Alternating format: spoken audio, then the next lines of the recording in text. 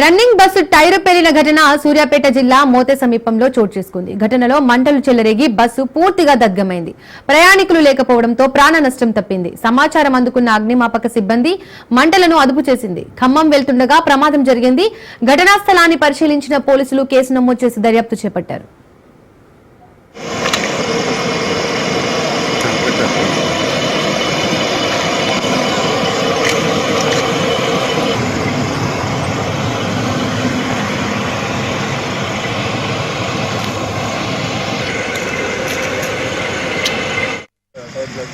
Tyre black చేయడం వల్ల ఆటోమేటిక్గా ఫైర్ స్టార్ట్ అయ్యి దాని కింద పక్కన ఉన్న టైర్ కూడా అంటుకోవడం జరిగింది.